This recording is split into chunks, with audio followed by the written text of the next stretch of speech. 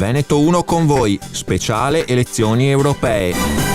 Candidati e programmi a confronto.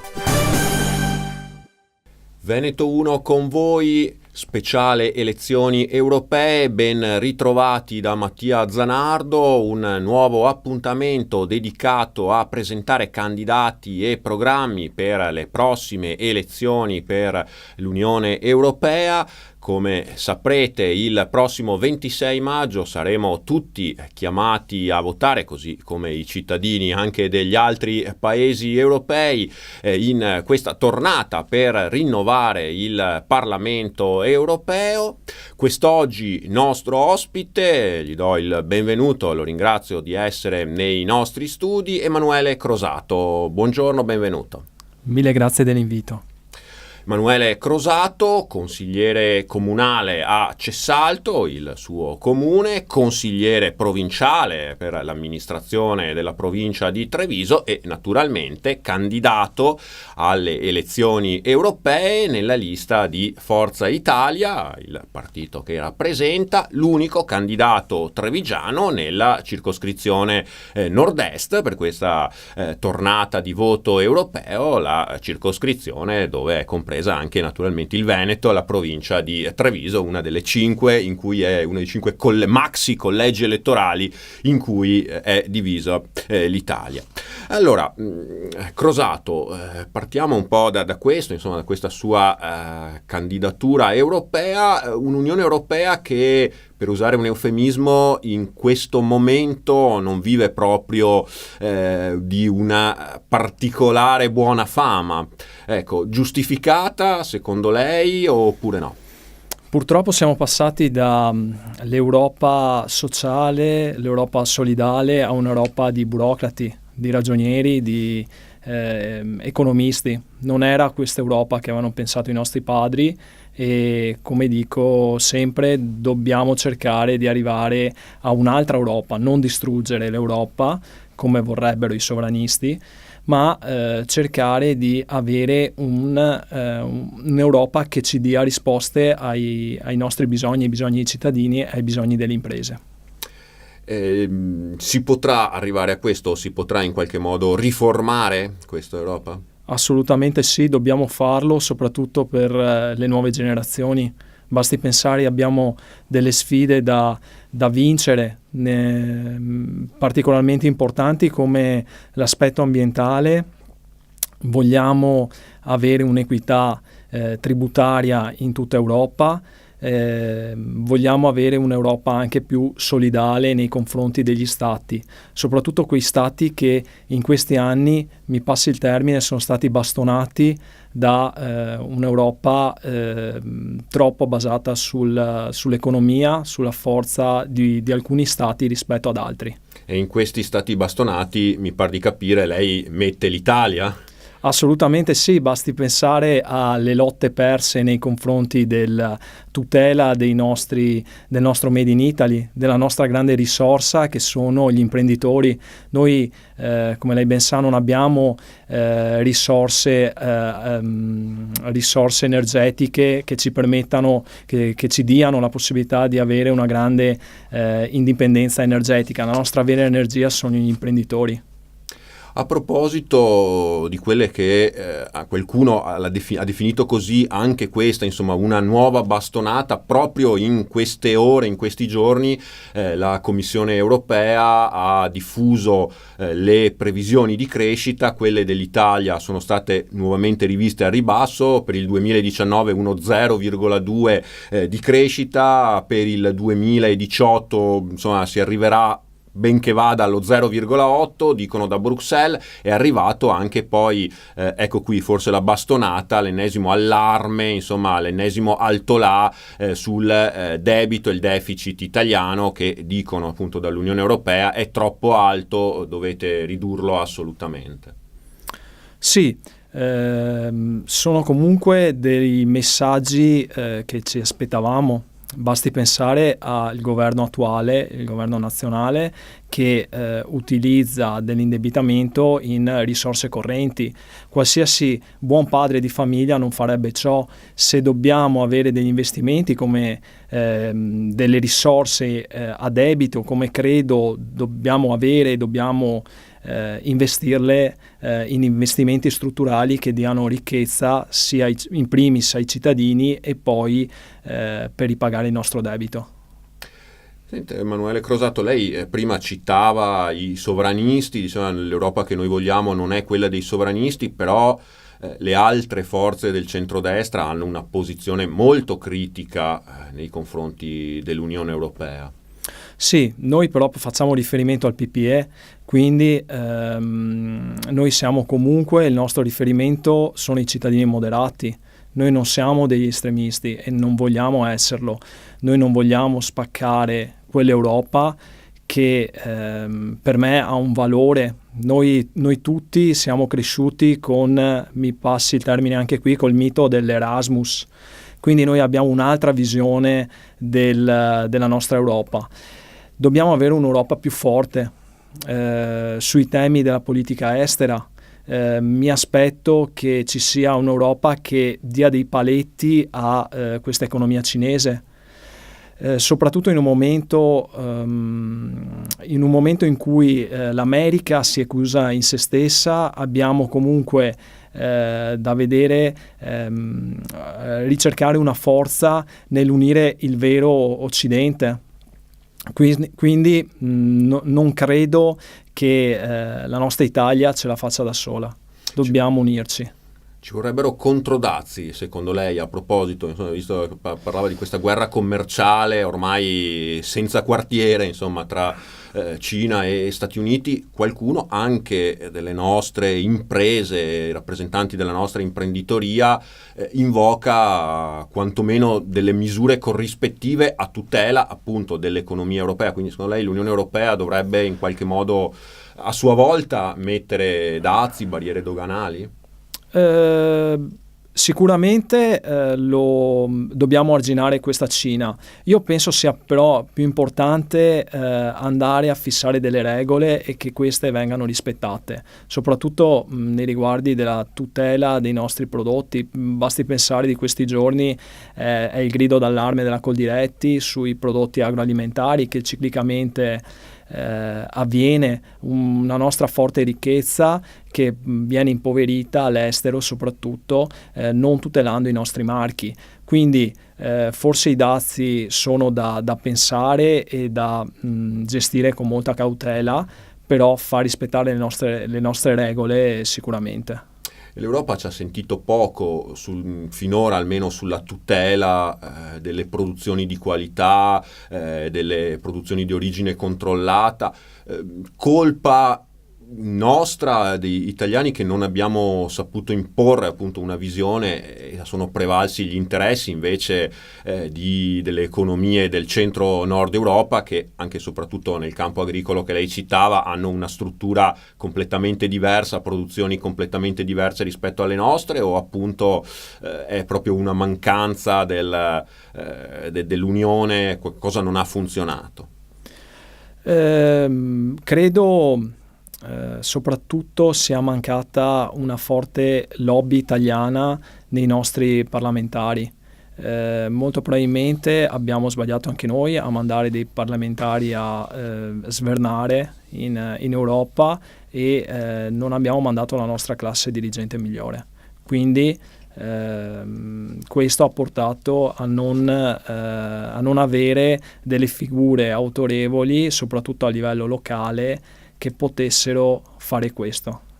Ecco, allora appunto per cambiare questo andamento, se lei dovesse venire eletto da amministratore locale, che è, come dire, la definizione che ci diceva più le piace, più le aggrada, cosa vorrebbe portare in Europa per il nostro territorio? Quali sono le priorità di cui vorrebbe farsi interprete per il nostro territorio? Innanzitutto il mio ufficio sarà a disposizione dei comuni, delle imprese e dei cittadini. Voglio che abbiano modo di conoscere l'Europa e soprattutto abbiano l'accesso a tutte le informazioni. I dati ci dicono che quelli che sono i fondi indiretti, ovvero quelli che passano attraverso lo Stato centrale e poi la regione, parlo del FESR, FSE, FEASR, quello agricolo, vengono utilizzati in maniera efficiente, soprattutto a livello veneto. Mentre quelli indiretti abbiamo grande difficoltà. Molto probabilmente è colpa nostra che non li sappiamo sfruttare, quindi sicuramente mi impegnerò per questo. Fondi appunto che rimangono molto importanti anche per le nostre amministrazioni europee, per le nostre amministrazioni locali, questi fondi europei, insomma, in un momento di penuria di risorse, quindi sì. Secondo lei va incentivato questo ricorso? Assolutamente sì, dobbiamo però sburocratizzare anche qui le richieste. Le domande devono essere più efficienti, la fase rendicontativa deve essere più efficiente, le imprese devono farlo molto, molto più velocemente. Non possiamo dare dei contributi che ci costano di più nella fase rendicontativa alle imprese e quindi questo dobbiamo raggiungere. Mi permetto però di avere molta attenzione verso i comuni. Io da amministratore ho sofferto moltissimo il patto di stabilità, la mancanza di risorse, non dare risposte soprattutto a livello sociale alle famiglie. Dobbiamo impegnarci in questo. Senta, queste elezioni europee, come dicono molti, anche osservatori, analisti, saranno davvero uno snodo cruciale anche per il futuro dell'Europa? Lo saranno soprattutto se vincerà il buonsenso, di non distruggere l'Europa. Non so se farò parte di questa compagine, ne sarei enormemente onorato, ma la mia candidatura è stata più di servizio verso il mio partito e verso il presidente Berlusconi, che mi ha chiesto di farlo. E quindi però sarà un grande onore riuscire a tenere alta la nostra bandiera nazionale.